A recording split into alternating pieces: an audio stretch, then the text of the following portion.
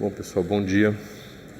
Vamos começar a aula de hoje. Alguma dúvida sobre essas últimas coisas que eu falei na aula de ontem? Não, na última aula? Alguma dúvida? Tranquilo? Então, pessoal, a gente estava falando, né, dos operadores, né, unitários escritos naquela base canônica, e eles tinham essa característica aqui, né, de ter esses vetores, coluna aqui. Aí eu argumentei, sem fazer nenhuma prova muito formal, de que esses vetores aqui são uma forma base ortonormal, né? Quando a gente escreve a base canônica, pessoal, tem que prestar atenção numa coisa. Lembra, a gente faz assim, né? A gente fala que você tem um vetor V, né? E esse vetor V, ele vai ser uma coisa do tipo somatório de VI, de I de 1 até N, de EI. Certo? Aí a gente associa esse cara aqui a uma entrada, né? Esse cara a gente associa ao I aqui, que é um vetor do tipo 0 e 1 aqui na iésima entrada e depois 0 de novo. Tá certo? Mas a gente poderia ter escolhido primeiro qualquer outra base ortonormal aqui. Não precisava ser uma que, né, que tem somente zeros e 1 numa entrada. Podia ser uma que era 1 sobre raiz de 2 e 1 sobre raiz de 2 aqui, por exemplo. Né? Contanto que no final fizesse ortonormal, daria no mesmo. Então, nesse mapa, esse mapa, de certa forma, que está atribuindo significado a uma entrada. Ou seja, nesse mapa eu estou dizendo que a iésima entrada ela ganha o sentido físico associado a esse vetor de base. Tá certo? Porque ela em si não tem sentido físico nenhum. Como eu falei para vocês, eu poderia ter escolhido qualquer outra base. Se eu tivesse escolhido mapear esse cara aqui num vetor que é 1 sobre raiz de 2 e 1 sobre raiz de 2 aqui, eu estaria dando sentido a essas duas entradas aqui, um sentido físico associado ao mapa que eu estou fazendo ali. Claro que eu precisaria de os outros mapas todos para entender o significado de cada uma dessas entradas. Tá certo? Então aqui, ó, esse cara aqui ele tem um sentido físico também associado ao mapa original que eu usei para fazer, né, a transição entre uma base dos vetores e uma base dessas sequências ordenadas. Tá certo? Professor, só uma coisa, quando você escreve o VI e EI, essa base EI, no caso, ela não tem ainda esse sentido? Não, quem tem sentido físico é a base no espaço dos vetores. Porque a gente vai construir na prática essas bases aqui, elas seriam, por exemplo, a base das posições. Aí o sentido físico o EI aqui significa essa posição no espaço. Mas você fala, quando você coloca o EI, eu já posso assumir que ele é essa... Não, isso é uma escolha arbitrária. Eu posso escolher qualquer uma, posso escolher quem você está falando, qualquer uma. Mas eu poderia, em vez de escrever com I, escrever EI e falar que EI já está... Você quer escrever o EI direto assim? Isso. É o que se faz muitas vezes nos livros, tá? O pessoal pode escrever, não vou dar errado se você escrever isso numa prova, por exemplo, mas eu gostaria que vocês escrevessem dessa forma, igualando isso direto com isso, uma vez que tenha clareza absoluta na cabeça de vocês do que vocês estão fazendo, do significado da igualdade naquela situação. Enquanto não tiver clareza, bota a notação mais pesada. Tá, então a clareza é que quando eu estou fazendo esse mapa, daí eu estou assumindo... A igualdade não é uma igualdade, é um mapa. Tá. Você está falando o seguinte, esse vetor, quando escrito, né, nessa outra representação, pode ser escrito assim. Aí tudo bem, fica à vontade. Essa representação tem que ser ortonormal. Se os vetores são ortonormais, você mapear numa que não é ortonormal, você está fazendo um mapa que não preserva o produto interno. Você pode fazer, mas você está mudando o sentido físico agora. Digamos, se você tomar aqui um vetor e pegar a projeção numa direção e calcular a probabilidade associada àquilo, quando você estiver na mecânica quântica mesmo, essa probabilidade vai ser diferente nesse mapa aqui. Ou seja, não vai ser mais um mapa unitário. E aí vai ser estranho de interpretar o que você está fazendo, entendeu? Talvez exista alguma circunstância em que isso faça sentido. Mas na mecânica quântica, né, usual não faz, não.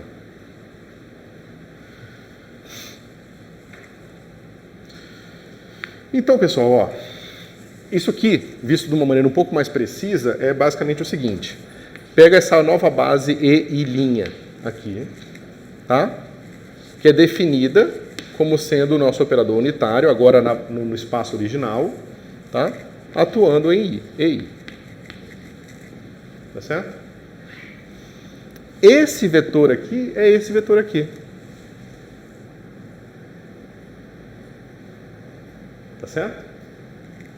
Se você pegar aqui e fizer esse mapa aqui, você vai ver que esse cara é a matriz que atua aqui e que vai para cá. Agora, nessa representação, vamos pegar o caso 1, só para ficar mais fácil. Então vai ficar assim, ó. O EI1' vai ser igual a o E1. Tá certo? Só que o E1 quem é? Então vai ficar assim, ó. Se eu for mandar esses caras aqui tudo para a representação canônica, vai ficar assim. O I1' vai ser igual a uma matriz aqui, que é essa que tem esses caras, tá certo? Que esse cara aqui é o meu U na base canônica, aplicado aqui no 1, 0, 0, 0. Certo? Então, ó, linha vezes coluna, pega só esse pedacinho aqui. Linha vezes coluna, pega só esse pedacinho aqui. Então, quando eu tiver aqui, ó, esse cara aqui vai ter sido trazido para cá. Tá certo? Porque esses zeros aqui vão fazer que eu ignore todos os elementos dos outros vetores. Então, não tem nenhuma surpresa. Esse cara aqui nada mais é do que simplesmente o U aplicado na base. É isso que eu estou falando para vocês do significado. Tá certo? E é importante entender isso. E é fácil você ver que como esse cara aqui é unitário, se eu pegar agora o E' e J', isso aqui vai ser igual a U dagger, EJ. Só que isso aqui é delta, não tem dagger aqui não, delta IJ. Tá certo? Lembrando que agora, né, eu estou fazendo mais rápido, mas se você quiser pegar o Bra associado a esse cara aqui, você bota ele aqui dentro, pega o Bra e sabe que para tirar o operador de dentro do Bra, ele ganha um dagger. Certo? Por isso que esse cara aqui ganhou o dagger, aí ficou o dagger U, é unitário, esse cara da identidade, isso aqui dá delta IJ, ou seja, é uma base ortonormal elevada numa outra base ortonormal, dado por esses vetores aqui. Ok? Se eu tivesse definido meu EI ou meu EIJ em vez de ser daquela outra forma com raiz, eu teria o delta também? Mesma coisa. Contanto que a base nova nessas sequências ordenadas também seja ortonormal, e foi a pergunta dele, tem que ser, porque senão o mapa não é mais unitário, vai sempre ser delta. Certo? E isso acontece o tempo todo, tá, pessoal? Isso a gente vai fazer o tempo todo. Às vezes, vocês nem percebem que a gente vai estar fazendo esse tipo de coisa, mas a gente vai estar fazendo. Tá? Nós estaremos mudando numa base, da posição para a base de Fourier, aí da base de Fourier a gente pode ir para a base dos harmônicos, né, sei lá, da representação do L quadrado, e todas essas bases têm significados físicos, e esses operadores unitários vão ser transformações dessas bases com significado físico para outra. Certo? Mas no fim são só transformações unitárias. Tá? Professor, só para eu esclarecer aqui, então, a princípio, o EI ele não tem nenhuma forma definida, por assim dizer. Eu posso representar ele como uma matriz, por exemplo, que é T ali, e depois que eu aplico uma config, que daí é a representação matricial dele. Mas Exatamente. ele, desde sempre, ele é ortonormal. Só que para eu representar ele como matriz, eu tenho que usar o FI. Isso. E muitas vezes a gente nem vai usar a representação matricial, ou ela nem vai fazer sentido. Em alguns casos, a nossa representação, digamos, em termos de outros objetos matemáticos que nós estamos acostumados, vai ser funções, por exemplo. Vão ser funções, né? Ou outra coisa mais complicada. Certo? Da mesma forma que lá na geometria diferencial que vocês viram comigo, a gente representa vetores não como sequências ordenadas, mas como derivações que são operadores diferenciais. Você pode também insistir e fazer um mapa dos operadores diferenciais para sequências ordenadas, mas você não precisa, e nem é conveniente. Porque as propriedades algébricas que as derivações têm carregam vários significados, muito significado geométrico associado ao que você estava fazendo antes. Então você perderia a informação se você fosse para representação matricial. Certo? Bom. O livro eu peço isso, né, para vocês darem uma revisada agora lendo no livro. Ele vai falar de transformação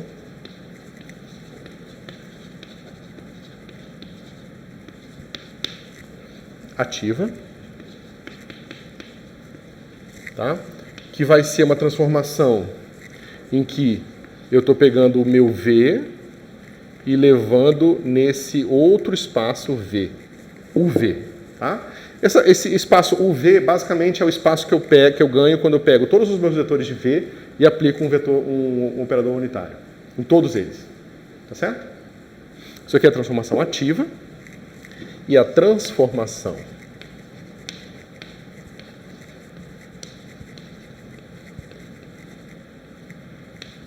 passiva é aquela que eu pego o meu conjunto dos operadores atuando em V,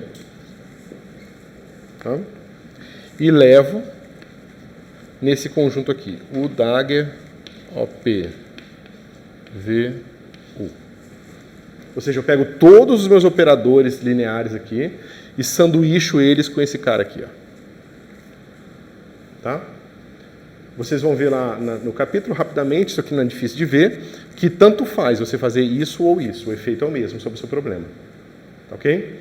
Por que a gente chama de passivo e ativo? Porque na mecânica quântica a gente geralmente atribui ao estado, ao vetor, o significado físico que representa aquela coisa que você está olhando. Tá certo? Então, quando você muda o que representa o estado físico do objeto, que é a função de onda, o vetor de estado, você está fazendo uma transformação ativa. Ou seja, digamos que esse operador unitário seja um operador de translação espacial. Então eu pego uma função de onda que está aqui, uma gaussiana bonitinha. Tá certo? Eu pego essa gaussiana que está centrada nesse ponto do espaço e translado para cá. Claro que eu vou transladar junto com todas as outras coisas, mas eu vou transladar a minha função de onda para cá. Tá certo? Então isso é uma transformação ativa nesse sentido. Estou mexendo no objeto físico que estou descrevendo. Aqui eu estou fazendo uma translação em todos os operadores. Tá certo? A gente pensa nos operadores associados ao aparato de medida. Porque a gente fala que o aparato de medida mede os autovalores dos operadores. Se eu mexo nos operadores, eu estou mexendo no aparato de medida. Então, se eu pego minha função de onda agora aqui, pego o meu detector e movo ele para cá, ele vai me dar os mesmos resultados que eu tinha antes, com uma translação na posição que ele mede. Né? Se antes ele media uma certa probabilidade aqui, ele vai medir essa mesma probabilidade aqui, ou seja, num ponto deslocado de L, digamos, aqui para a direita. Tá certo?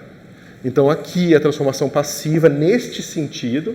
Por que eu estou insistindo nisso? Porque se a gente, com sorte, chegar lá para frente, que a gente pega a representação, essa aqui é uma representação, isso aqui é uma definição mais apropriada para a representação de Schrödinger, onde a gente está pensando em que a dinâmica está toda no estado, né, e os operadores estão constantes. Mas a gente vai ver na representação de Heisenberg que a gente faz o contrário. A gente mantém os estados fixos e faz que a dinâmica esteja nos operadores. E a gente vai ver que existe uma representação ainda, né, que é a representação de interação ou de Dirac, em que a gente bota um pouco no estado e um pouco nos operadores. Ou seja, todo mundo tem dinâmica, os operadores vão para um lado, o estado vai para o outro, e isso é conveniente para a gente fazer as nossas séries perturbativas. Tá certo? Então, por isso que eu estou insistindo em que, geralmente, quando se fala de transformação passiva e ativa, em mecânica quântica, a gente está se referindo a essas definições aqui em termos de uma dinâmica tipo Schrödinger. Tá? Isso aqui está tranquilo? Tem que fazer a continha, tá? Eu não tenho como... Eu estou pensando sobre o capítulo e o que é mais importante falar para vocês e o que dá para botar nesse tempo de revisão, tá certo? Então, isso aqui eu preciso que vocês leiam sozinhos. E sobre isso aqui, pessoal, eu esqueci de falar. Façam 1, 6, 4, 1, 6, 5 e 1, 6, 6. Tá? O monitor, né? O Henrique já falou com vocês? Já combinou monitoria?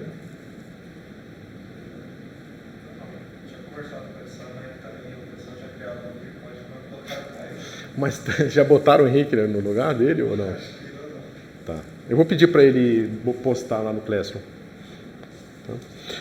Então, bom, transformação passiva e ativa.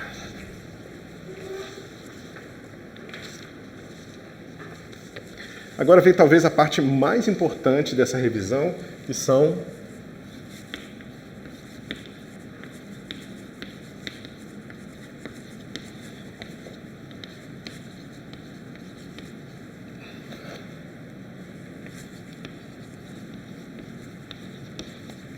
autovetores e autovalores. Ou seja, a gente vai querer resolver uma equação desse tipo aqui.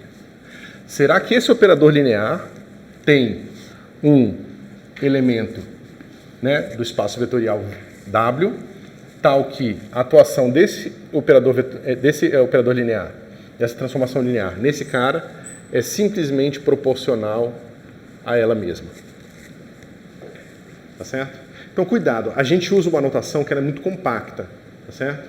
A pergunta é, será que existe um vetor que a ação do ômega, que é um operador linear, né? Só para deixar claro que eu não botei, esse cara pertence ao conjunto dos operadores lineares em V, né? E W é um vetor em V. Tá? Eu vou usar essa notação dessa forma porque é como todo mundo usa, mas aqui a gente tem que tomar cuidado. A gente usa o mesmo rótulo para duas coisas. Duas coisas totalmente distintas. Dentro do CAT, esse é o rótulo que diz: este é o vetor que, uma vez atuado o operador ômega maiúsculo, ele vai ser igual, o resultado vai ser na mesma direção, com uma constante de proporcionalidade que eu vou usar o mesmo rótulo que é W. Ou ômega minúsculo, tanto faz. Entendeu? Então são coisas diferentes. Esse ômega aqui é um número e esse é um rótulo. Tá certo? Mas por conveniência eu uso a mesma coisa aqui. Outros lugares eu usaria uma coisa do tipo ômega i, e aqui você bota, sei lá, outra letra qualquer. Vamos chamar de lambda i. Tá certo? Onde você supõe que existe uma família de, né, n vetores que satisfaçam essa equação aqui com diferentes autovalores, né? Ou seja, o nome desse número aqui, que é a constante de proporcionalidade, é autovalor, e o nome desse cara aqui é autovetor, tá bom? Autovalor, autovetor.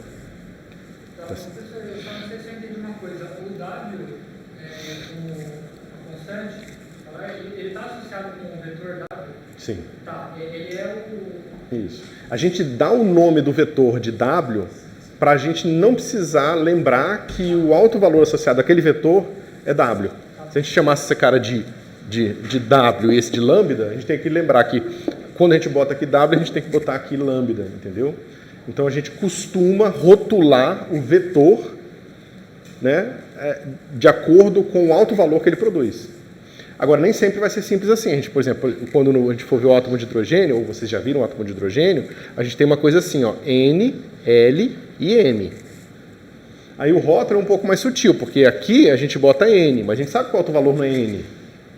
Sabe que o autovalor é EN, que tem a ver com 1 sobre N quadrado, né? Que é a energia do átomo de hidrogênio dos estados ligados.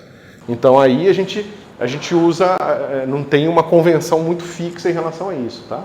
A gente faz isso aqui dependendo da conveniência. Porque a gente não quer ficar escrevendo aqui menos 1 Rydberg dividido por N quadrado, entendeu?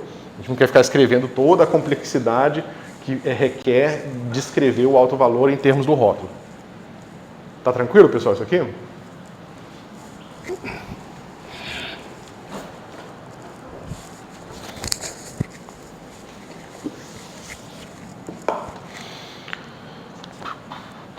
Ok.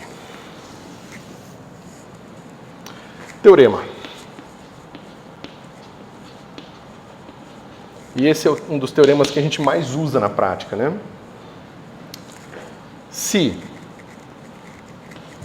ômega Dagger é igual a ômega, tá? Mas não só isso, tá, pessoal? Ele precisa ser autoadjunto para isso aqui valer. Ele não basta ele ser simétrico, ele tem que ser autoadjunto. Por quê? Porque a gente vai usar o caráter autoadjunto dele para provar o que a gente vai provar. Ou seja, a gente está então que esse cara aqui é igual a ômega W, tá certo? Se eu colocar esse cara aqui dentro e transformar esse cara num Bra, o que vai acontecer? Vai ficar assim, ó.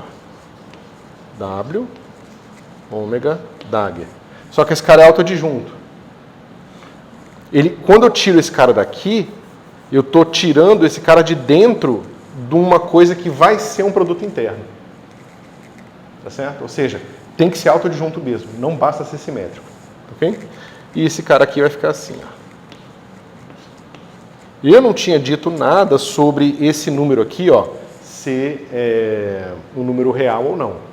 Eu não sei ainda nada sobre ele. Então eu preciso, na hora que eu transformo esse cara num BRA, eu tenho que pegar o complexo conjugado. Cuidado com a notação, seria muito complicado eu botar esse cara aqui dentro. Tá certo? Porque eu não ia entender nada, ia ficar WW. Você num W uma coisa e outro W outra. Né? Então tem uma degenerescência no espaço dos significados aqui do W. Tá? Então, bom, agora, se eu sei isso aqui, o que eu posso fazer? Eu posso pegar essa expressão e essa expressão aqui e posso pegar o produto, né, com o BRA W e esse com o CAT W. Tá certo? Então, esses dois lados, vocês concordam? Esse lado aqui vai ficar igual. O lado esquerdo das duas expressões. Então, eu posso igualar o lado direito. Tá certo? Então, vai ficar assim, ó. Aqui vai ficar W, W, W. Tá certo? Que é eu pegar esse cara aqui e botar um BRA W aqui. Se eu pegar esse cara aqui e botar um CAT W, vai ficar assim, ó. W, W, W estrela. Tá certo? Mas a gente sabe, pelas condições que a gente colocou na construção dos nossos produtos internos, que esse cara aqui ele tem que ser maior ou igual a zero. Ele só pode ser zero se esse vetor for zero. Mas se esse vetor for zero, ele satisfaz essa equação trivialmente. Todo operador linear tem um autovetor, que é o vetor nulo, com autovalor zero. Mas isso aí não serve para nada. Então a gente está supondo que existe uma solução além da trivial aqui.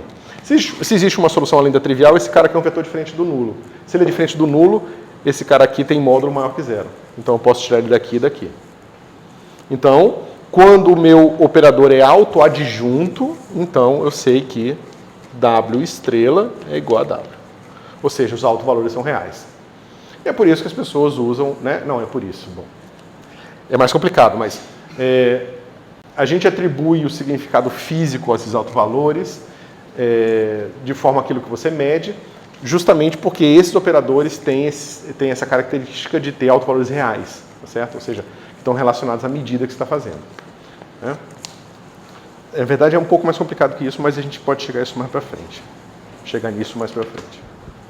Professor, uma coisa que eu acho que até é básica, mas o ômega Dagger, ele ser igual ao eu não sei por que isso, você está assumindo isso. É um teorema. Se isso é verdade, então isso é verdade. Tá, mas em geral não é. Não. Tá? Eu acho que existe, mas eu não estou lembrando qual é a diferença entre chamar um operador de autoadjunto ou hermitiano. Isso foi o que eu discuti na aula passada. Tem diferença. Alguns livros vão fazer o contrário, alguns vão fazer igual que eu fiz, alguns vão fazer que os dois termos significam exatamente a mesma coisa. Eu gosto de dizer que ele ser autoadjunto é justamente aquilo que tem a ver com o produto interno, ou seja, você pode botá-lo aqui e ele vai ser igual ao colocado aqui. Ou seja, ele precisa satisfazer isso no produto interno, certo? Se você pegar elementos de matriz e pegar os elementos de matriz desse cara aqui, botando uma base aqui, tá certo? Você pode ver que se esses elementos de matrizes, né, satisfizerem isso aqui, ou seja, o transposto conjugado complexo igual a esse cara aqui, né, é o que a gente chama de hermitiano. Tá certo? Só como eu falei para vocês, se vocês olharem para elementos de matrizes de operadores mais complicados, em espaços de dimensões infinitas, eles podem ser simétricos, mas não serem autoadjuntos. Tá certo? Só isso. Bom, agora eu posso fazer o seguinte. Digamos que eu tenho um segundo autovalor. Ou seja, eu tenho agora aqui que ômega, atuando num outro autovalor W', vai ser igual a W' vezes W'. Não sei se você... Na segunda parte da imagem, você colocou essa expressão ou você saiu de algum lugar? Essas duas expressões aqui. Pega a primeira e multiplica por o CAT W aqui, o BRA W aqui. E pega essa aqui e atua no CAT W. Aí isso aqui vai ficar assim, BRA W ômega CAT W. Embaixo vai ficar a mesma coisa. Então, se isso aqui é igual a isso aqui, então eu posso igualar esse com esse, que é essa igualdade aqui. Tá certo? Aí esse cara não é o trivial, eu estou supondo que existe uma solução não trivial, então isso aqui é igual a isso aqui. Certo? Agora, se eu tenho um segundo cara desse tipo aqui, o que eu posso fazer? Eu posso transformar esse cara aqui no Bra, aí vai ficar assim.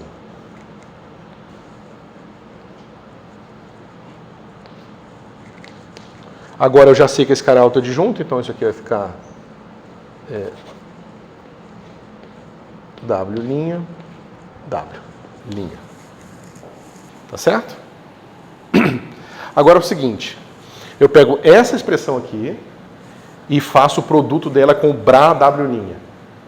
E essa com cat W. Isso aqui vai ficar igual a isso aqui de novo. Vocês concordam? Todo mundo consegue ver? Se isso aqui vai ficar igual a isso aqui, então esse cara vai ficar igual a esse cara aqui. Então o que eu vou ter aqui? W', W', que foi essa com Bra W, então Bra W aqui, tá certo? E essa aqui com cat W aqui. Então vai ficar aqui igual W'.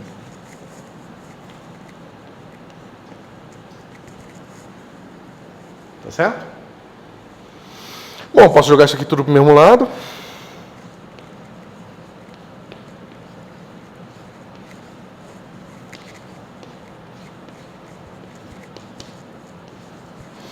Mas eu estou supondo que isso aqui é uma outra solução, que é uma segunda solução.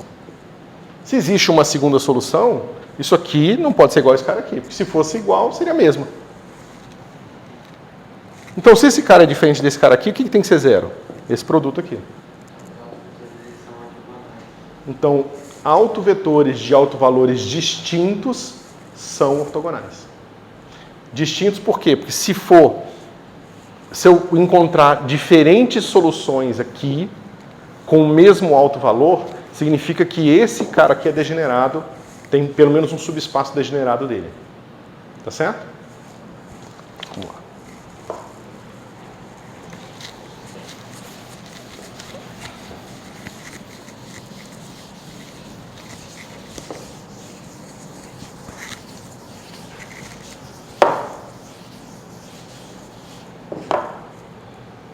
Ok.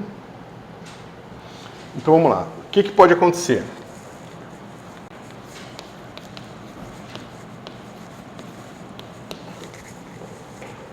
Ômega W igual a W mais ômega W' é igual a W'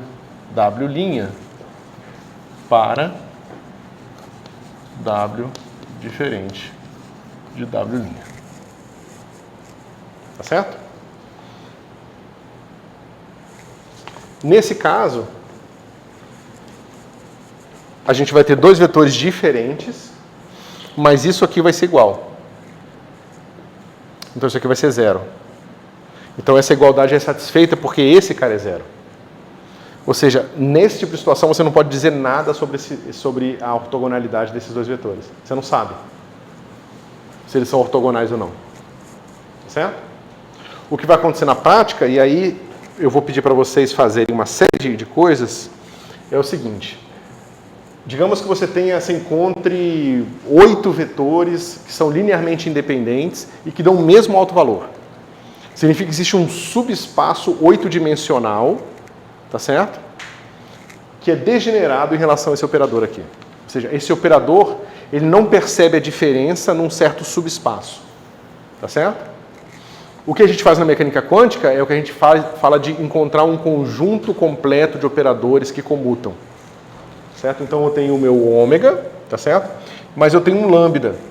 E ambos comutam, ou seja, esse cara aqui com esse cara aqui, ambos comutam, eles comutam. Tá certo? Isso aqui é igual a zero. Agora, por que isso aqui é importante? Digamos que eu tenho aqui um autovetor W. Tá certo? E aí eu vou aplicar o meu operador lambda aqui. É um outro operador autoadjunto, tá, pessoal? Aí você se pergunta, será que esse cara aqui ainda é um autovetor de ômega? ou esse cara foi transformado num outro vetor complicado qualquer que eu não posso dizer nada? É fácil a gente ver, né? A gente bota o ômega aqui para ver se isso aqui se comporta como autovetor ou não. Só que a gente pode usar o fato desses dois caras comutarem. Como eles comutam, eu posso trocar de posição. Vocês concordam? Então esse cara vem para cá, e esse cara vem para cá, e esse cara é o meu W aqui. Só que eu sei que esse aqui é autovetor desse operador aqui. Então isso aqui pode ser... Tá certo? Mas eu posso botar esse número para cá e o operador para cá e mostrar aqui. Oh, cara.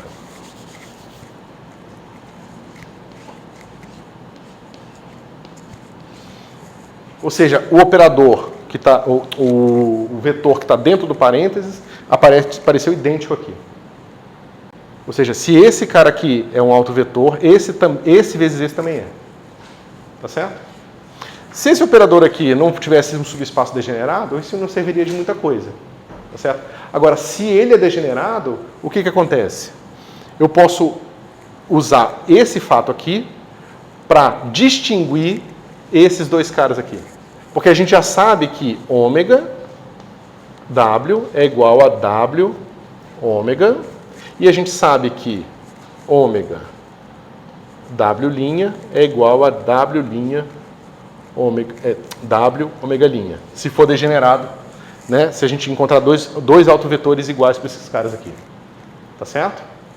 Mas ninguém me garante que, se eu aplicar agora o meu lambda nesse ômega aqui, eu não vou encontrar um alto valor aqui, digamos, lambda, e nesse cara aqui, eu não vou encontrar um lambda linha, agora diferente. Tá certo? Então, a ideia é o seguinte: um certo operador não percebe uma certa diferença entre estados, no sentido de que ele dá o mesmo alto valor para aqueles estados. Mas um segundo operador consegue perceber. Se eu encontrar um conjunto completo desses operadores, eu vou encontrar no fim uma base totalmente ortonormal. Vou dar um exemplo físico agora, para ficar menos abstrato, porque agora está absolutamente abstrato. Pega o átomo de hidrogênio. Os autoestados de energia dele só dependem do número quântico principal N. Certo? Ou seja, eu tenho um estado ligado ao átomo de hidrogênio que está no N igual a 10. Só que o N igual a 10, ele permite vários valores para L, por exemplo. A gente sabe que pode ser L1, L0, L2, L, né? E para cada valor de L, eu posso ter menos L a L para N. Ou seja, o estado do átomo de hidrogênio, ele não está nem aí para o momento angular. Ele não percebe diferença de momento angular. Né? Se você tem a mesma energia, você tem a mesma energia com diferentes momentos angulares. Mas a energia não percebe a diferença. Ela não distingue entre uma coisa e outra. Agora, se você usa energia, que é a hamiltoniana, e momento angular total, L², aí ele já quebra a degenerescência. Só que não quebra totalmente. Porque se você sabe a energia e o momento angular total, isso ainda não te diz um estado único. Existem vários estados de momento angular na direção Z que vão ter a mesma energia e o mesmo momento angular total. Isso tudo acontece, pessoal, por quê? Porque o átomo de hidrogênio é descrito por uma hamiltoniana que é invariante sobre rotações. Como ela é invariante sobre rotações, ela não pode depender de Lx, Ly, Lz. Tá certo? E a gente vai construir isso passo a passo e mostrar, né, que nesse caso ela vai comutar com L² e L² vai comutar com Lz. Então a gente vai mostrar que H, L² e Lz formam um conjunto completo de operadores que comutam. E completo no sentido de que, se eu rotular os meus autovetores com esses três números, eu vou encontrar autovetores únicos. Eu não vou encontrar mais nenhum subespaço degenerado no meu problema. Tá certo? Então, tem exercícios bem práticos para isso, tá? O livro, eu vou passar aqui para vocês, o livro dá uma matriz 3x3, aí você vai encontrar os autovetores, você descobre que ela tem dois autovetores repetidos, dois autovalores repetidos. Aí você descobre que você pega um miolinho daquela matriz e está totalmente degenerado. Aí você encontra uma segunda matriz que comuta com essa primeira, e que quebra a degenerescência. Aí você normaliza, né, você encontra a base que é simultaneamente autovetor da matriz 1 e matriz 2, tá certo? Então, façam. Tá? Tem que fazer. Se vocês não fizerem, vocês não vão desenvolver a intuição que vocês precisam para entender isso em contextos mais complicados, tá certo? E como eu estou falando para vocês, imagino que vocês percebam que isso seja, né, extremamente importante daqui para frente. Professor, tem algo que me garanta que eu vou conseguir sempre achar um operador que quebra a degenerescência?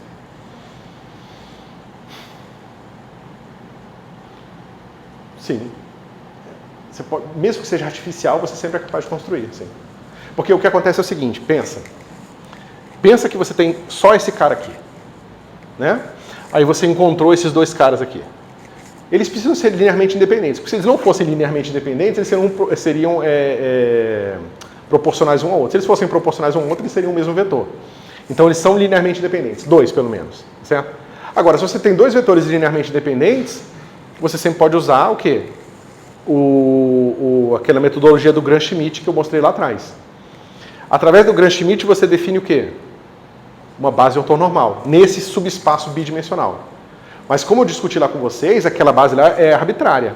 Se eu começar no W e ortonormalizar em relação ao W', eu vou encontrar uma coisa. Se eu começar no W', nesse caso vai dar a mesma coisa. Mas se eu tivesse 3 vetores na base, ia depender de onde eu começo, com quem eu ortonormalizo primeiro. Lembra que a gente vai tirando de dentro do vetor um pedacinho do outro para encontrar uma base ortonormal? Então, eu posso fazer isso de várias formas diferentes.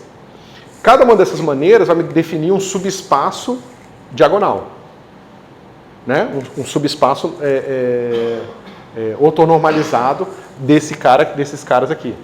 Tá certo? Digamos que eu encontrei esses dois caras e agora vai ser o W1 e o W2. Tá certo? Eu posso construir um operador que tenha esses caras aqui na diagonal. Eu vou mostrar como construir um operador a partir dos autovetores e autovalores, e aí eu discuto isso aqui de novo com você. Tá certo? Mas sim, sempre é capaz. Só que aí vai ser arbitrário. Eu vou mostrar que, na verdade, existem infinitos operadores que vão comutar com esse cara aqui, tá certo? E que vão definir subespaços diferentes. Mas isso é muito importante entender.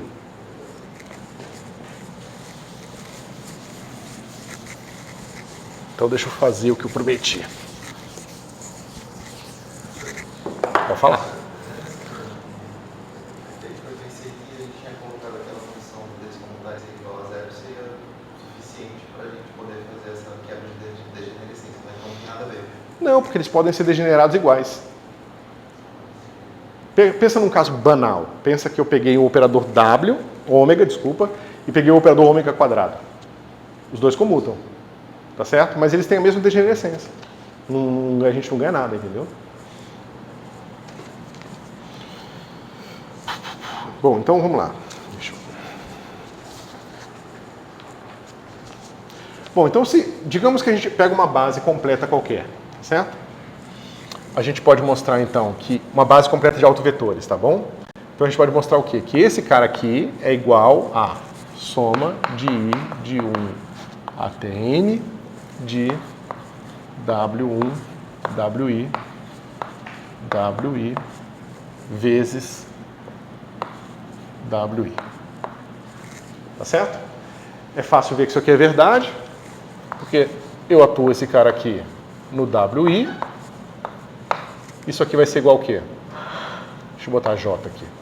Esse cara vai ser igual a soma de I de 1 até N, WI, WI, WJ, WI. Né? Se esse cara é uma base ortonormal, esse cara é delta IJ, tá certo? E esse cara aqui vai ser WI.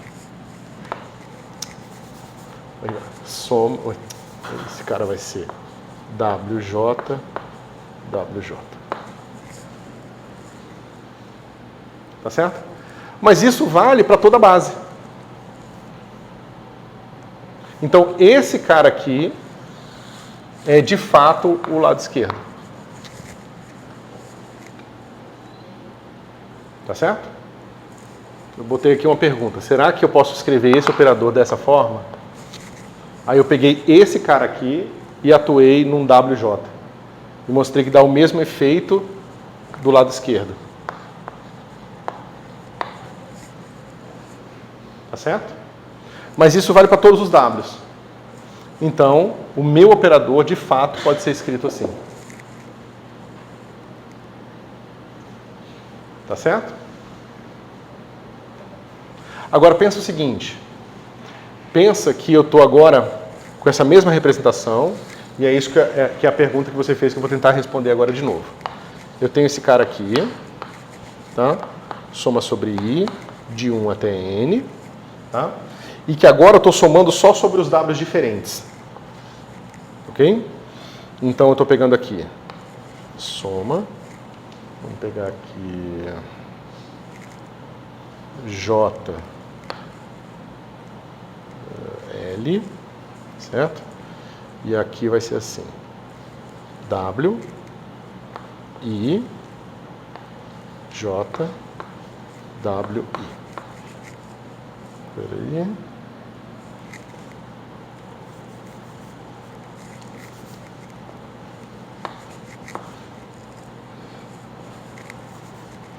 Então, deixa eu explicar isso aqui. Então, digamos que eu fiz o seguinte, ó. Eu encontrei todos os problemas de autovetores e autovalores para o ômega aqui. Resolvi todos. E descobri que existem para vários autovalores, eu tenho mais de um autovetor que dá aquele autovalor. Tá certo? Então, eu descobri, por exemplo, que tem 2 autovetores que têm o mesmo autovalor. Ok? Aí eu peguei esse subespaço e ortonormalizei na marra. Usei meu procedimento de Gram-Schmidt e ortonormalizei, tá certo? Então o que eu vou fazer? Vou fazer o seguinte, ó. Esse cara aqui, ó, é o espaço da degenerescência do iésimo autovalor. Tá certo? Então aqui seria o fato de eu estar somando, por exemplo, nos N's, que seria o rótulo da energia do átomo de hidrogênio.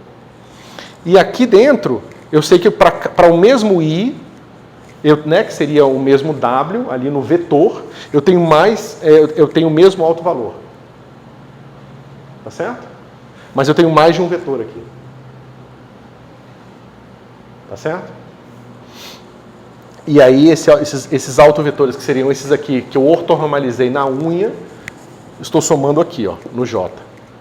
E esse aqui é o espaço de degenerescência do meu operador ômega. Tá certo? É fácil mostrar, então, que esse cara aqui, ó, com essa ortonormalização que eu fiz na unha, também vai ser, né, o próprio W. Vai ser o próprio ômega.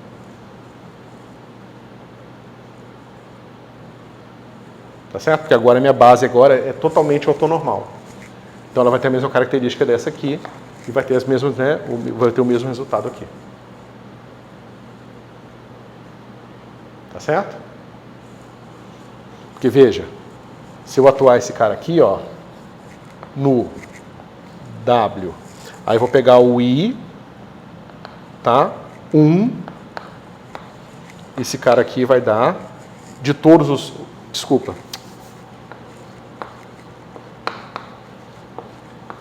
Tá? Esse cara aqui vai dar WI1. Certo? Mas se eu atuar esse cara aqui no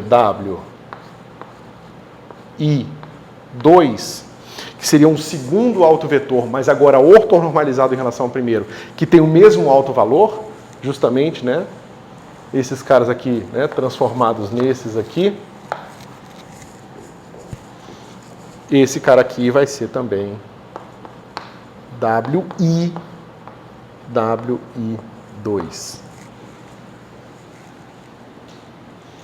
Tá certo?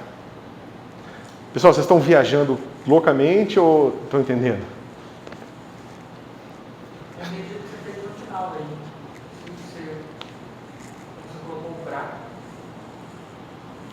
Ah, não, porque eu tinha escrito errado. Eu tinha faltado o... Para isso aqui ser um operador, precisa de um cat e de um bra. Então, porque você tem escrito WI, cat, W... Isso, IJ. Está errado, né? Porque isso aqui é um operador. Tem que ser igual isso aqui, ó, tá vendo? Certo? Professor, eu me perdi uma coisa básica. Qual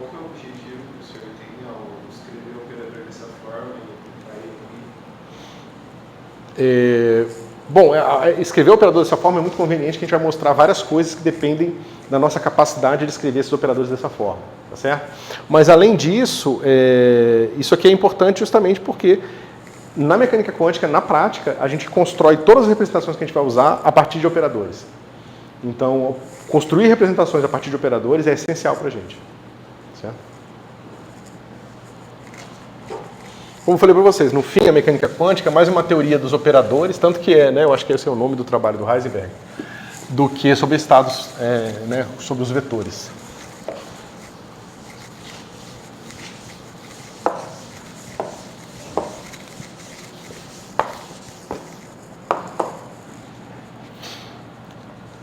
Bom, deixa eu ver. Bom, além disso,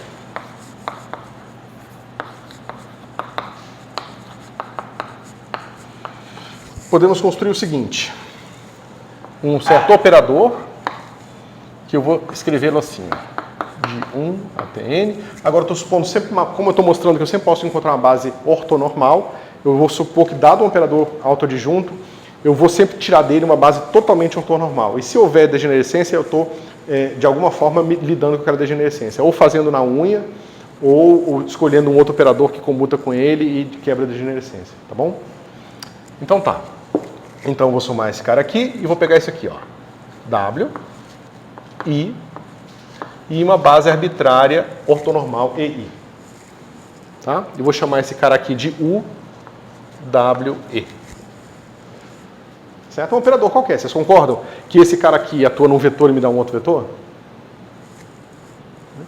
Agora, esse cara tem uma característica interessante. Quem é o dagger dele? É assim, ó.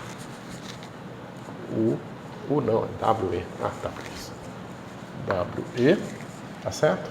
Esse cara vai ser assim, ó. De 1 até N, EI, WI. Todo mundo concorda? Beleza. Então, o que acontece quando eu faço isso aqui, ó?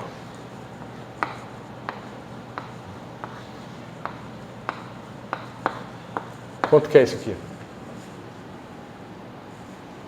Wamos lá. Soma sobre IJ, ambos indo de 1 até N, de EI, WI, WJ, EJ. Todo mundo concorda? Mas isso aqui, ó, é uma base ortonormal. Então isso aqui é delta e J. Mas esse delta e J mata um somatório aqui. Então vai ficar assim, ó. Soma sobre I de 1 até N de EI, EI. Mas EI é uma base completa ortonormal. Então isso aqui é igual a quanto?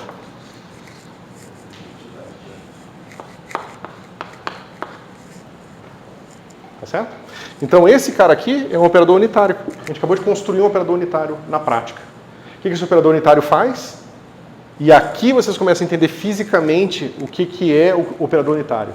Ele pega todo mundo que está nesse estado e leva para esse estado aqui.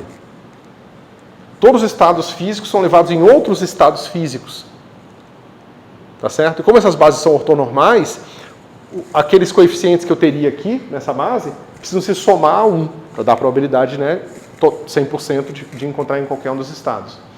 E se eu faço esse mapa para esses outros estados, significa que a probabilidade que estava na direção EI ficou na direção WI. A probabilidade daquilo que estava na direção EI foi para a probabilidade no que está na direção WI. É isso que o operador unitário está fazendo. Tá? Ele está pegando, né, uma certa distribuição de probabilidade, representada num vetor de estado, e pegando ela e mapeando em outra base. Tá certo? Ok. Então, vamos lá.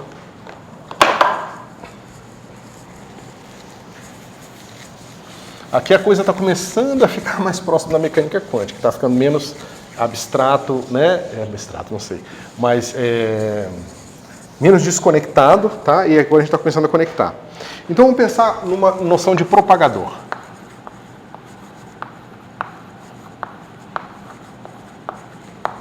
Vamos pensar num problema bem simples. Vamos pegar aqui x, 2 pontos igual a 0.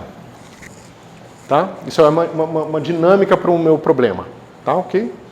Então, vamos lá. Isso aqui simplesmente vai me dizer que x1 ponto é igual a 0, x2 ponto igual a 0 e x3 ponto igual a 0.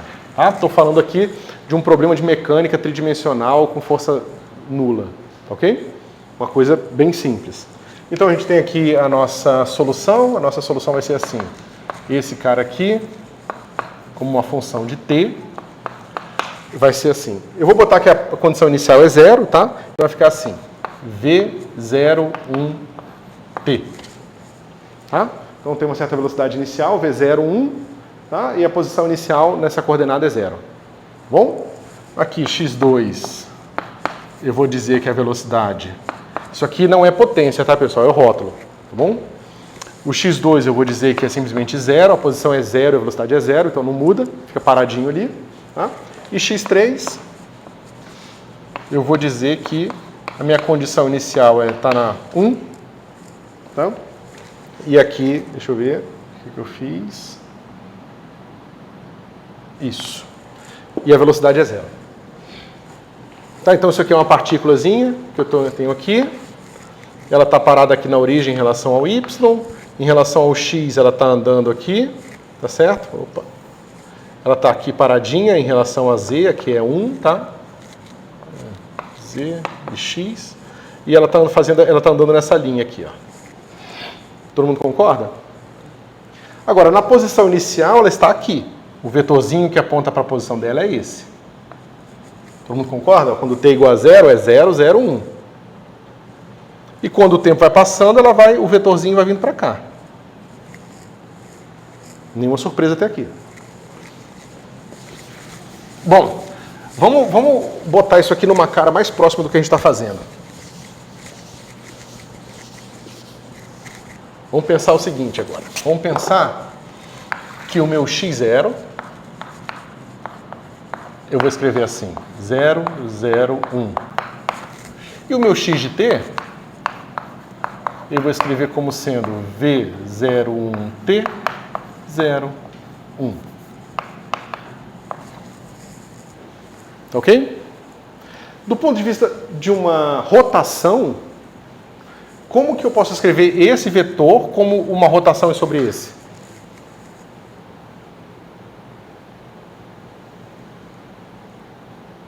Fácil, né? Eu normalizo esse cara aqui e eu tenho rotação. Então, esse cara aqui normalizado é assim, ó. Todo mundo concorda? Ó? V01T dividido por raiz de V01T ao quadrado mais 1, 0, 1 dividido por raiz de V01T ao quadrado mais 1. Eu só normalizei o vetor em relação usando a métrica. Como que eu posso interpretar o meu passar do tempo como uma rotação sobre o meu vetor original? Então, como é que eu posso relacionar esses dois vetores através de uma rotação? Pensa aqui, ó. Meu vetor está aqui apontando para Z. Agora eu começo a fazer isso aqui, ó. Quando, né? Se ele for até o infinito, significa que o meu ângulo vai chegando até π sobre 2.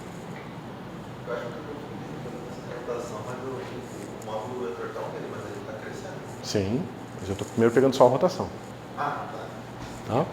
Então, eu primeiro pego esse cara aqui, ok? E é fácil ver o quê? Que o meu x chapéu, num tempo qualquer, é igual...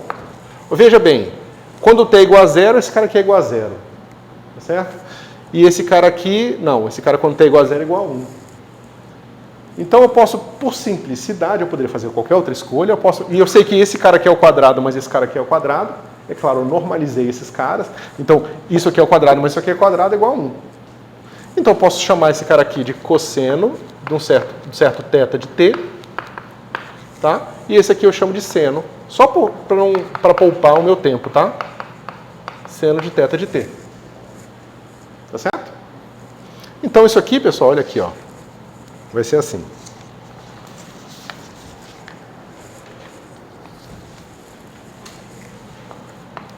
cosseno de θ, 0, seno de θ, 0, 1, 0, menos seno de θ, 0, cosseno de θ. Tá? Isso aqui é uma matriz do grupo de rotações. Certo? Esse cara está atuando em 0, 0, 1.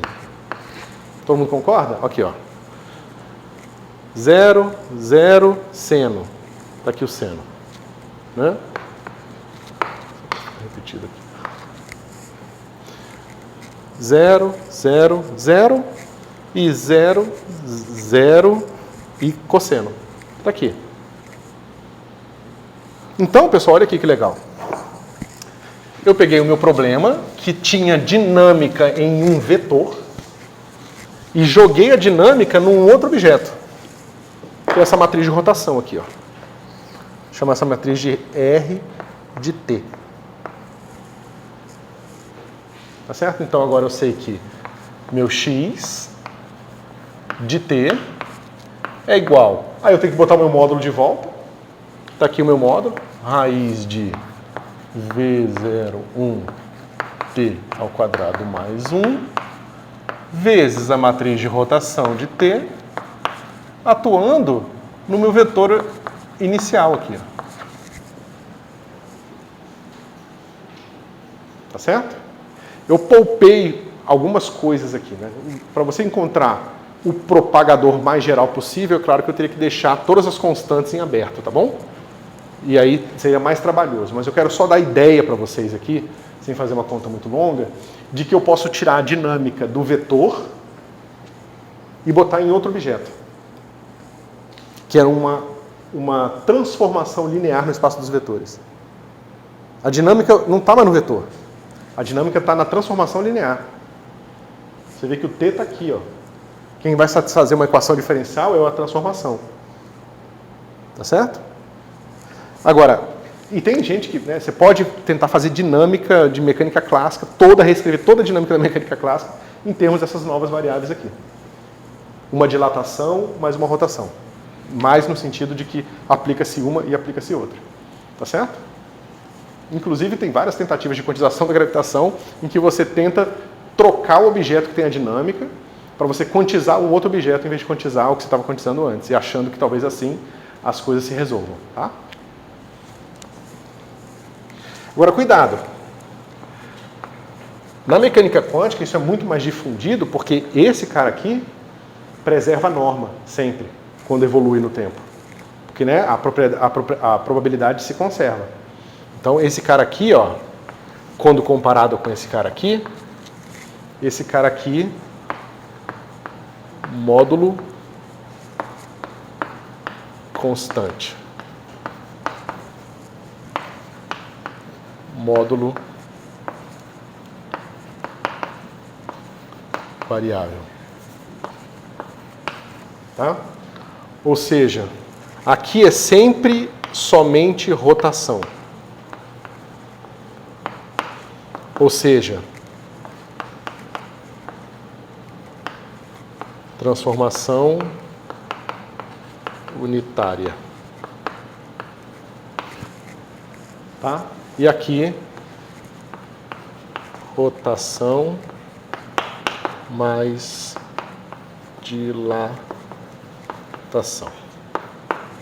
Tá certo? Então, na mecânica quântica, a gente está só girando vetores. Tá certo? Na verdade, é por isso que na mecânica quântica a gente está sempre tratando do que a gente chama de representações projetivas. E como a gente só está trabalhando com rotações, na verdade, a normalização é irrelevante. A gente não precisava normalizar. Né? Eu posso mostrar mais lá para frente como a gente pode simplesmente definir tudo em termos de vetores que não são normalizados. Só que vetores que não são normalizados não são vetores, são raios. Né? Raios é o nome que se dá para essa direção de um vetor. Pega um vetor e pensa só na direção dele. E esquece sentido, só a direção. Agora, pega os espaços das direções. O espaço das direções é o espaço projetivo. E a representação que a gente está pegando no nosso espaço de Hilbert é no espaço projetivo. Isso tem uma série de consequências físicas importantes. Tá? A dilatação É quando você desnormaliza, né? Porque eu normalizei para encontrar a rotação e eu tive que multiplicar esse cara aqui para encontrar. Então essa dilatação tá quando eu desnormalizo ele, ou seja, eu boto a norma correta dele de novo.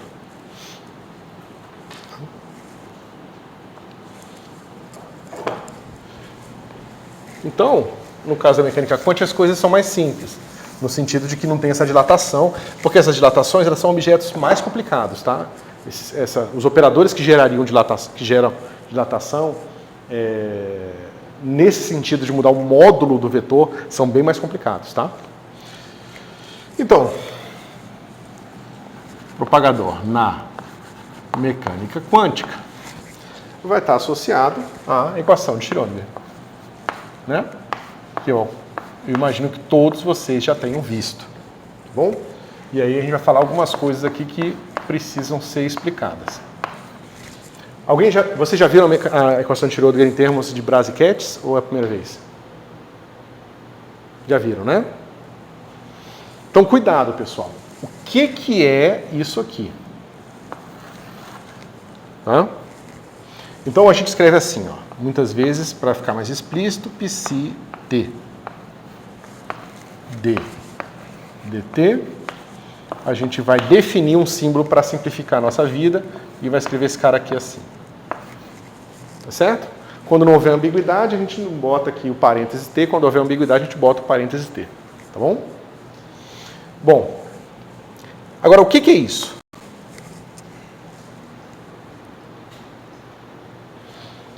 Esse cara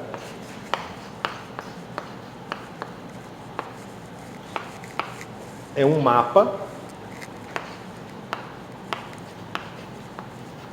tá? Do tipo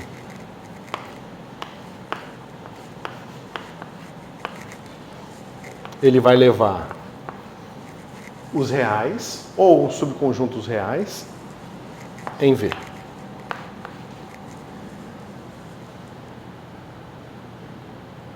Aquilo não é um vetor, pessoal. É uma família de vetores, tá? No sentido de que, para cada número real, ele vai me dar um vetor diferente. Em algumas situações, não são os reais inteiros, tá? É um subconjunto dos reais. Por exemplo, de 0 a epsilon, ou alguma coisa do tipo. Tá? Então, isso aqui não é um vetor. É uma família de vetores. Tá? E a gente tem também aqui como definir precisamente todas as questões de continuidade, diferenciabilidade e assim por diante dos nossos vetores, desses mapas, tá bom?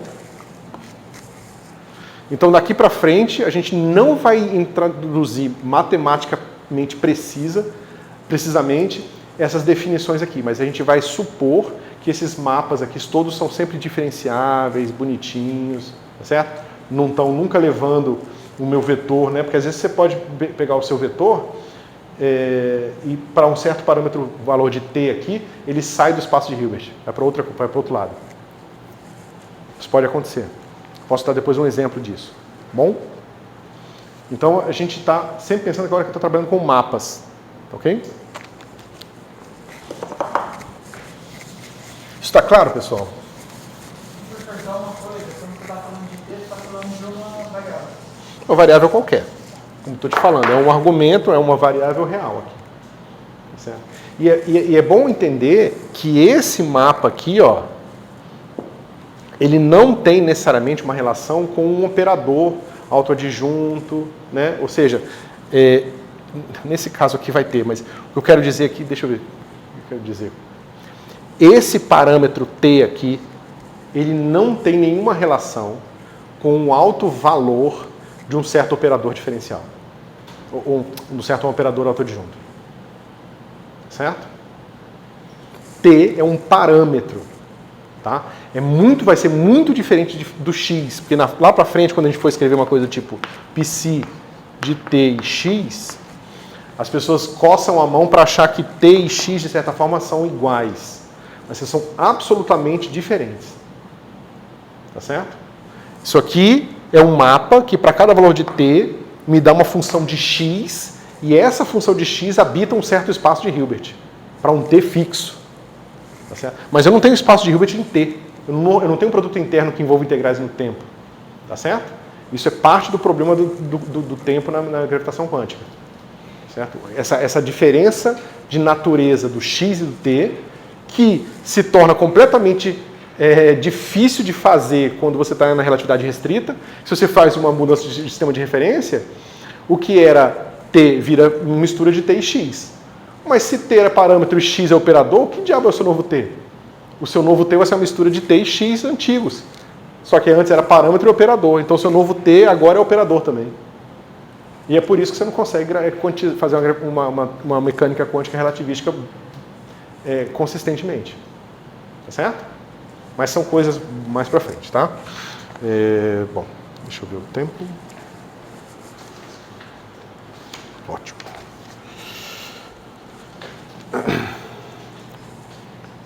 Então vamos lá. A gente vai trabalhar sempre com mecânica quântica autodisjunta, então a gente está supondo aqui que o nosso operador que vai gerar a translação temporal é um operador autodisjunto, tá certo? Que a gente chama de hamiltoniana, tá bom? E esse operador, ele vai ter uma base de autovetores, ok? Novamente, se houver degenerescência, a gente está dando algum jeito de quebrá-la aqui, tá bom? De forma que aqui é uma base completa, ortonormal, bonitinha, assim como a gente tem usado o tempo todo, tá bom? Bom, agora, feito isso, a gente pode fazer o quê? A gente pode fazer o seguinte truque. A gente sabe que esse cara aqui é um mapa. Para cada valor de t, esse cara vai me dar um vetor diferente, tá certo? Mas qualquer vetor pode ser escrito em termos de componentes, numa certa base fixa qualquer. Ou seja, eu posso escrever esse cara aqui assim, soma de i de 1 até n, de psi i de t, para um certo EI agora que é fixo no tempo, tá, pessoal? Eu estou pegando vetores diferentes, ou seja, toda vez que eu vario t, eu tenho um vetor diferente. Para cada valor de t, eu projeto naquela base. Como eu provei lá atrás que a gente podia projetar. Tá certo? Toda vez que eu projeto, eu encontro coeficientes diferentes. Tá certo? E esses são os coeficientes que eu estou encontrando para cada valor de t que eu fiz a decomposição. Aquelas questões que eu falei para vocês, então, de propriedades de continuidade, diferenciabilidade, se traduzem agora para continuidade e diferenciabilidade de funções. Daquelas de R em R que vocês estão acostumados. Ou aqui no caso de Rn, né, de R em Rn. Certo? Então a gente puxa lá da diferenciabilidade que vocês estão acostumados, lá do cálculo 1, 2 e 3, a gente puxa esse conceito de diferenciabilidade para mapas de vetores. Ou seja, agora a gente sabe o que é ser diferenciável, o que quer dizer esse mapa ser diferenciável. Basta que essas componentes sejam diferenciáveis. Se eu falo que esse vetor é contínuo, eu estou falando que essas componentes são contínuas. Se eu falo que esse vetor aqui é n vezes diferenciável, eu estou falando que essas funções são n vezes diferenciáveis. Tá bom? Então, feito isso, eu posso escrever o quê? Eu posso escrever minha equação de Schrödinger em termos desse cara aqui. Vai ficar assim. De 1 até n, de IH cortado, psi ponto, i de t, tá? O ponto aqui é ddt também, só que agora é ddt de funções e não ddt de vetores, tá? EI é igual a soma sobre i de 1 até n de EI, agora um número, psi de t. EI. Tá certo? Alguma dúvida? Mas eu posso, né? Isso aqui está numa base ortonormal, eu posso simplesmente calcular o produto interno disso com EJ. Não posso? E obter essa equação diferencial aqui. Ponto J de T vai ser igual a EJ psi J de T.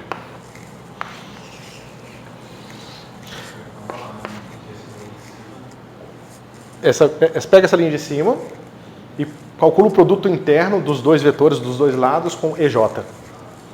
Aí vai dar delta IJ, mata o somatório, sobra só J. Mesma coisa aqui. Faltou o I aqui. O I é da Está aqui. Na direita não. Na direita não tem. Tá? Então eu peguei uma equação para vetores e transformei numa equação para funções. Tá bom? E é uma equação trivial, né? Qual a solução?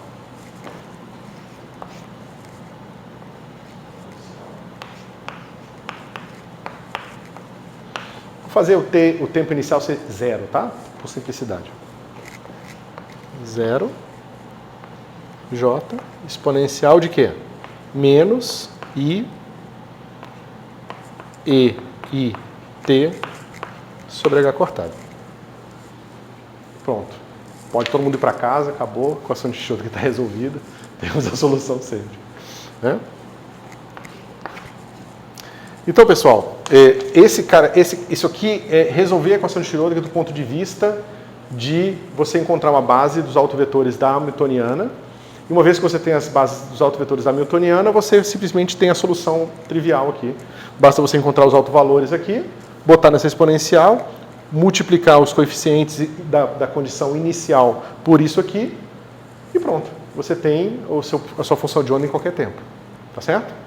Por isso que muitas vezes as pessoas chamam o problema de autovetor da Hamiltoniana, eles chamam esse problema aqui, ó, o que eu não gosto dessa nomenclatura, mas você vai ver muita gente chamando isso aqui de equação de Schrödinger independente do tempo. Ou equação de Schrödinger, acho que é. Chama isso aqui de equação de Schrödinger. Não é equação de Schrödinger. Isso aqui é equação de autovetores e autovalores para H. Que uma vez você encontrar todas as soluções disso aqui, as soluções da equação de Schrödinger de verdade se tornam bem simples. E por causa disso, muitas vezes você pega áreas inteiras da física que o problema o tempo todo de resolver é isso aqui. Tá certo? Encontrar aproximações boas para isso aqui. Muitas vezes você não resolve exatamente, você tem autovetores aqui que são funções que aproximadamente são autovetores e tal. Tem uma série de técnicas que a gente vai discutir mais para frente. Tá bom? Isso aqui tá tranquilo, pessoal? Quanto que isso aqui é novidade para vocês? Nada, né?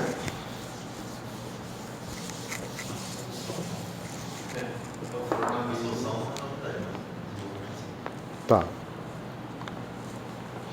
Agora a gente pode fazer aquela mesma brincadeira que a gente fez na mecânica clássica. Né?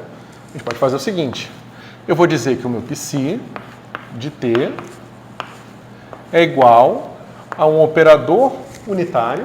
Eu sei que os dois são normalizados, então eles têm que estar relacionados, né, com um operador unitário, do tipo t.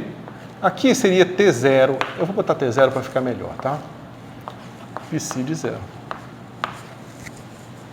Tá? Eu estou tirando a dinâmica de dentro do meu vetor e botando a dinâmica no meu operador unitário. Bom?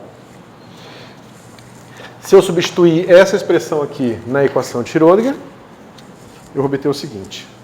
IH cortado, o ponto de t0, aplicado em psi 0, tem que ser igual a HU de t0 aplicado em psi 0.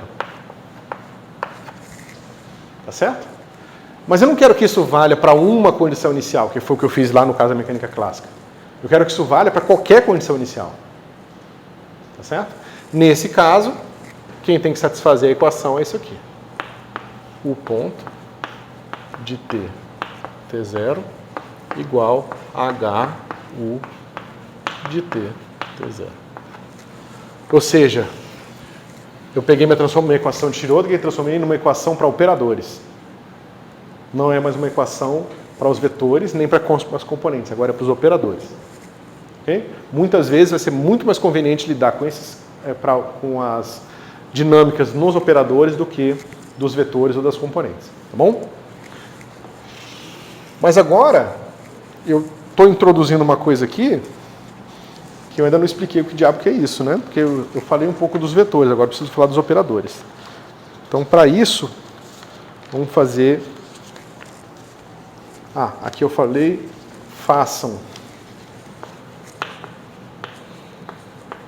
fazer um 9, 2 e 1, 9, 3. Tá ok? Bom, então para a gente entender o que é isso aqui, vamos voltar atrás e falar de funções de operadores.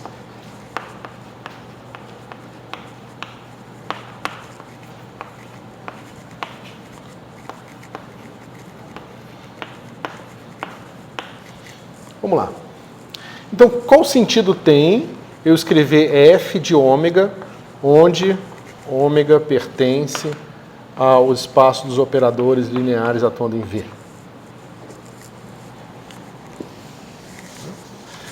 Bom, eu sei calcular produto de operadores, porque isso eu defini lá atrás.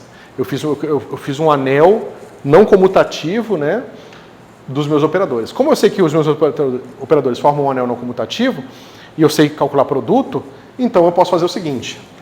Eu posso definir que f de ômega é definido como sendo soma de n de 0 até infinito, de f derivado n vezes, tá certo? Calculado em zero, já vou explicar o que é isso aqui, ômega elevado a n sobre n fatorial. O que é isso aqui?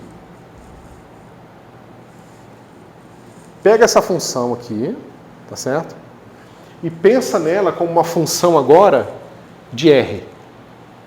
Né? Ou seja, pensa nessa sua f e pensa nela como se fosse, eu boto um x aqui, que é um número real, e um operador de identidade aqui. Tá certo? Agora isso aqui é uma função de R em R. Tá certo? Claro que isso aqui vai levar em alguma coisa proporcional ao operador de identidade. Certo?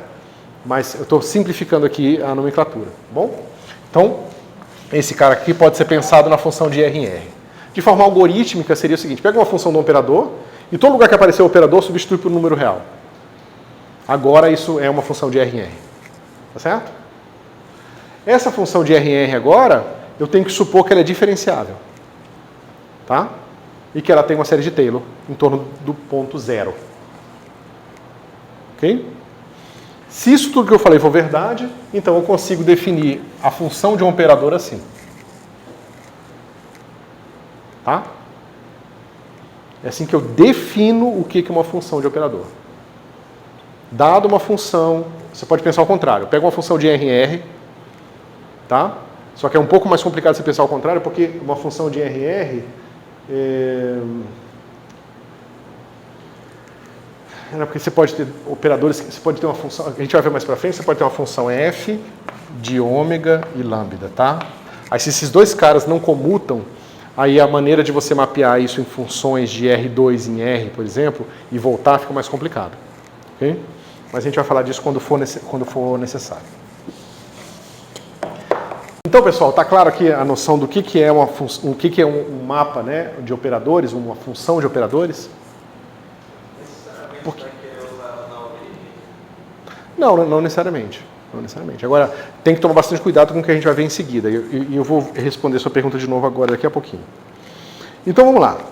A gente viu que ômega pode ser escrito assim, ó, soma sobre i de 1 até n de wi, wi, wi. Certo? Lembra que a gente viu isso lá atrás? A gente acabou de ver isso? Quem é ômega ao quadrado? Quem se arrisca?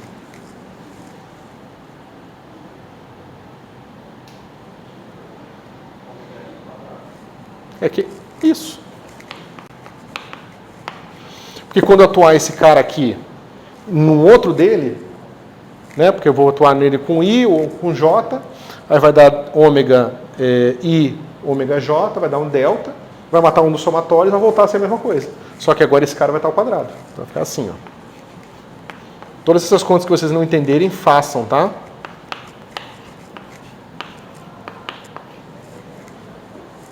Ou seja, se eu fizer isso aqui para uma potência inteira qualquer, aqui está para uma potência inteira qualquer. Ok? Agora, se eu voltar para isso aqui, o que isso vai dizer para mim sobre essa função f?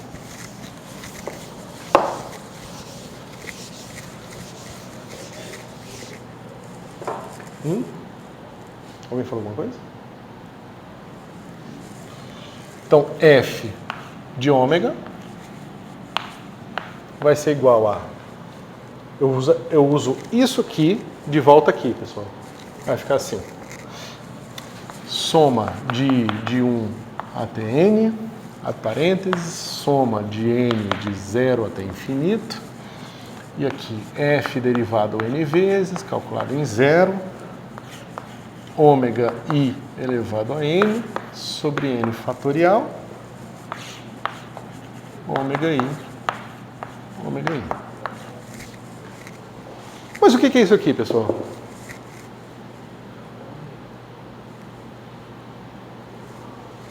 Isso aqui é f de ômega i.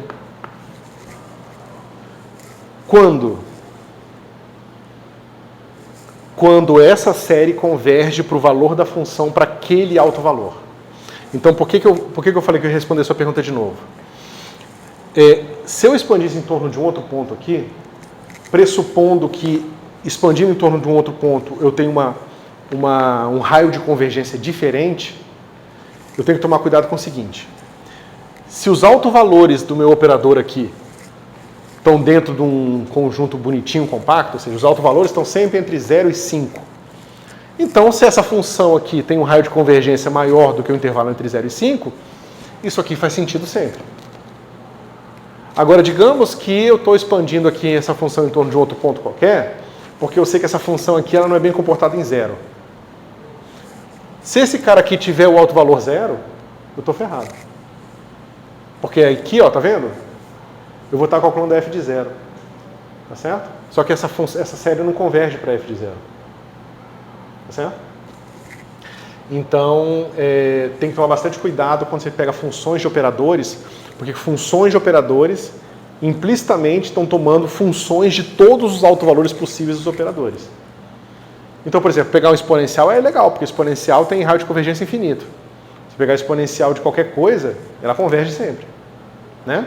Exponencial de 3 milhões, pode ser estranho pensar que converge, mas converge. Uma hora, o fatorial sempre ganha da potência. Tá certo? Porque o fatorial, né, embaixo, e uma potência aqui. O exponencial é simplesmente essas duas coisas.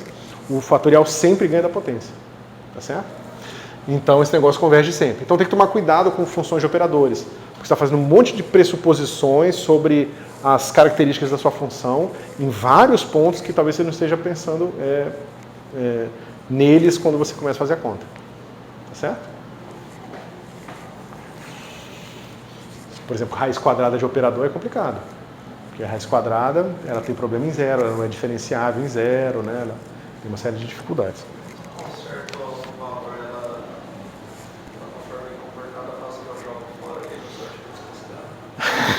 Em algumas situações as pessoas simplesmente fazem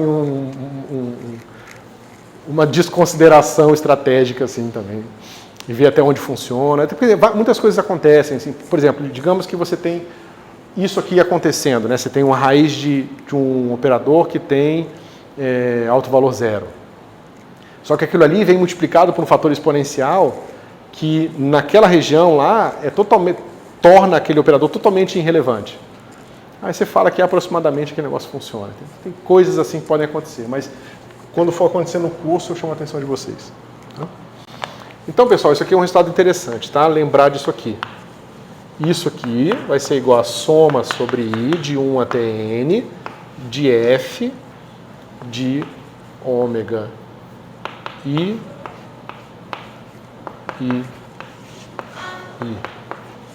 Tá certo? Lembrando que essa f é calculada no sentido da convergência dessa série. Tá? Bom, agora que a gente entende melhor o que é uma função de um operador, a gente pode fazer o seguinte. A gente pode resolver, né? Não, desculpa, a gente pode definir o que é... Eu fiz numa ordem meio trocada. Tá. Então vamos resolver isso aqui, ó. Vamos pegar IH cortado, U ponto. Tá? É igual a H vezes U. Certo? Agora a gente pode fazer o seguinte, a gente vai pegar aqui a solução e por inspeção a gente consegue ver que U pode ser escrito assim, ó. Exponencial de menos I H T sobre H cortado. Se você define esse cara aqui assim, tá? Então isso aqui vai ser o quê? Identidade mais menos I H T sobre H cortado mais menos I H T sobre H cortado ao quadrado sobre 2 mais assim por diante. Certo?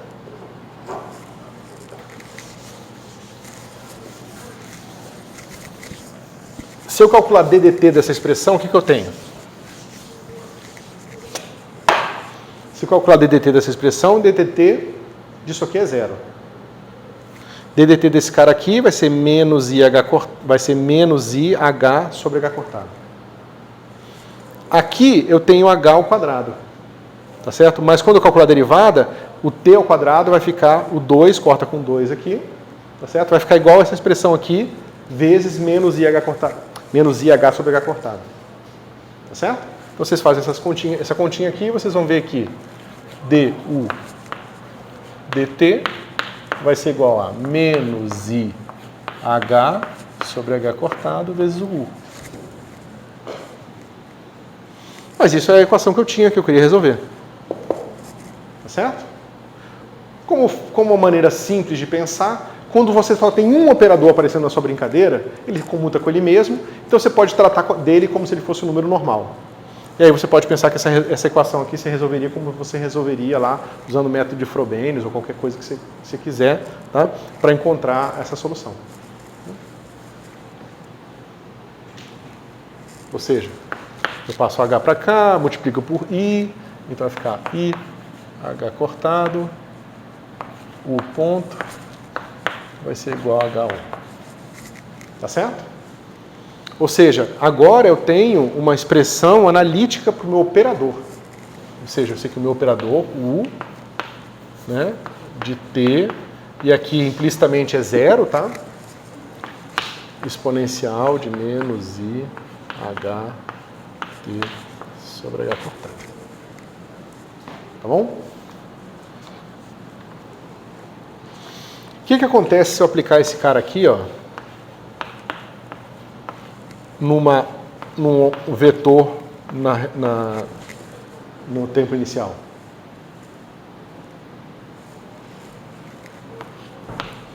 Eu vou pegar esse U, vou deixar ele bonitinho aqui, e vou escrever esse cara como sendo soma de 1 até N, de psi I 0 e I.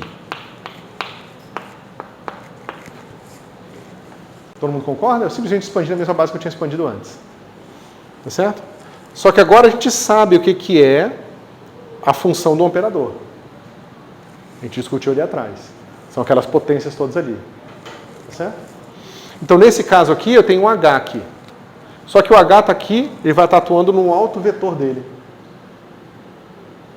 Que vai dar ele mesmo. Ou seja, isso aqui vai ser soma de I de 1 até N, exponencial de menos I e IT sobre H cortado, psi I de 0 e I. Que é a mesma solução que a gente tinha obtido antes, resolvendo a equação diferencial para os coeficientes. Só que agora a gente usou o propagador. Em algumas situações vai ser mais conveniente resolver de um jeito, em outras vai ser mais conveniente usar o propagador. A gente vai usar o propagador para definir integral de trajetória, integral de Feynman, tá bom? Então essas duas coisas são equivalentes, tá? quando você consegue fazer essas passagens todas aqui. Esses mapas de operadores e mapas de vetores são bem definidos. Tá bom? Que nem é sempre verdade, tá?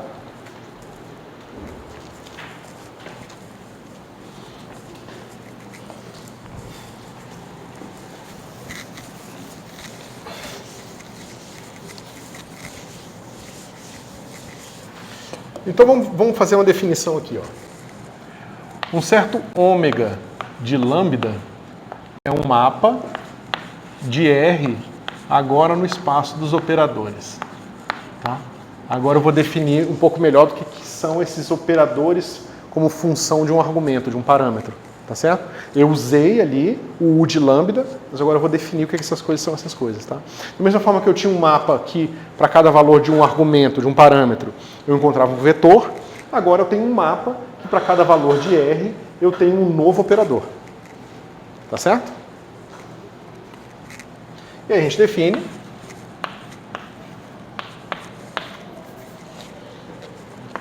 d ômega d lambda como sendo o limite de epsilon indo para zero de lambda mais epsilon menos lambda sobre epsilon.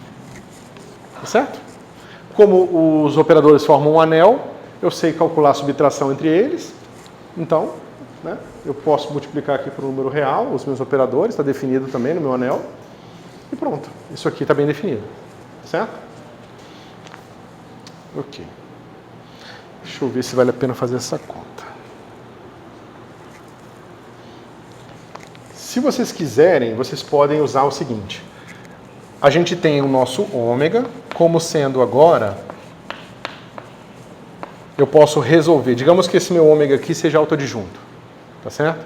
Se ele é autoadjunto, para todos os valores de lambda, então eu posso encontrar uma família de autovetores lambda i, ômega i de lambda, que satisfazem a equação de alto valor aqui.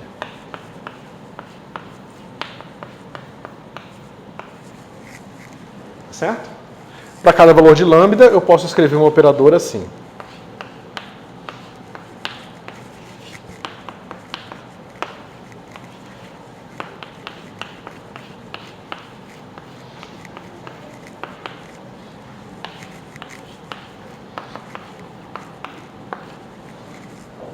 Tá certo? Mas eu já defini o que é a diferenciabilidade de vetores. É fácil ver que aquilo ali também induz uma noção de diferenciabilidade de covetores, né, de vetores duais. E se eu calcular agora a derivada desse cara aqui, ó, a derivada desse cara aqui vai ficar em termos das derivadas de funções e vetores. Então a gente puxa a noção de diferenciabilidade das coeficientes para os vetores e dos vetores a gente puxa para os operadores. Certo? E a gente pode definir a derivada desse cara aqui. Eu fiz a continha aqui, mas eu acho que não vou fazer para vocês não. Depois eu posso passar, sei lá, de alguma outra forma, porque eu acho que a gente está com pouco tempo, eu queria avançar. Tá?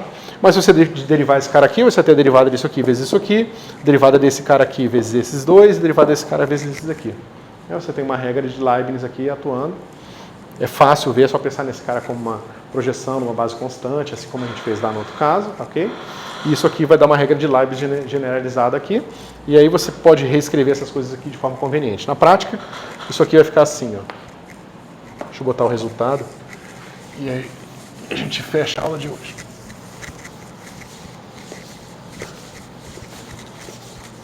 Então, ó, a gente pode... Isso fica como exercício, então. Vocês podem provar que isso aqui vai ser igual a soma sobre i de 1 até n de d ômega d lambda ômega i mais soma sobre i j de 1 até n, e aqui vai ficar assim, ó, ômega i menos ômega j, como função de lambda, tá? Eu só não estou escrevendo para poupar, e aqui vai ficar assim, j i ponto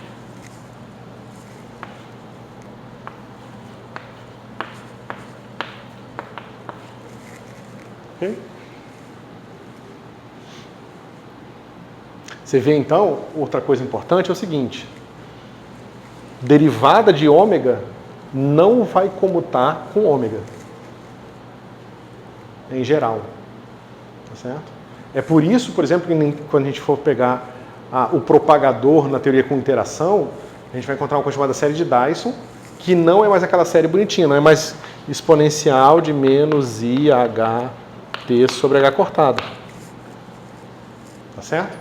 Porque se o seu operador hamiltoniano aqui depender explicitamente do tempo, e ele vai depender explicitamente do tempo quando a gente for trabalhar com interações, então a derivada dele não comuta com ele. Isso aqui não é mais o propagador vai virar uma coisa bem mais complicada, vai haver a ordenação temporal de operadores, não sei o que e tal.